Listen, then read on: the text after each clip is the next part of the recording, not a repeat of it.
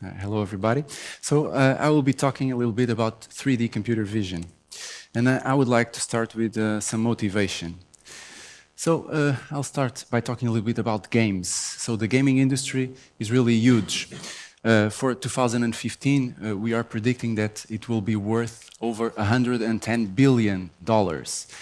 And of course, some of this money will go into developing 3D interfaces for the games. So you are seeing here on these images, some guys just moving in front of their game consoles.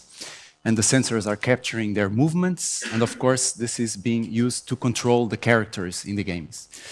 And in fact, it was one of the sensors developed for this type of consoles, the Kinect, back in 2010, that started a small revolution in 3D computer vision. That's because this Kinect sensor was cheap, around $200, and it produced very good 3D data. Okay, so here. Another possible application for 3D computer vision is, of course, in biometrics. So you can improve your face recognition results if you take advantage of this third dimension. Okay. Of course, if you do the face scan for 3D face recognition, you could also use it, for instance, to recognize emotions or facial expressions.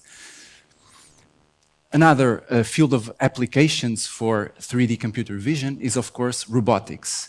And DARPA is now is currently conducting a competition for the development of robots that can drive a car up to a building that may be in ruins, and the robot has to go into the building, has to open doors, has to go through debris, and has to find, how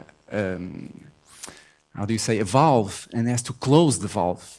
And the idea here is that someday we could send these types of robots into a scenario like Fukushima instead of having to send people there, because it is very dangerous to send people into these situations. So as you can imagine, this requires very complex motor skills for the robots, but also requires very good 3D vision. Okay? So another application for 3D vision, still in the robotic realm, is if you want to have robots that help you at home.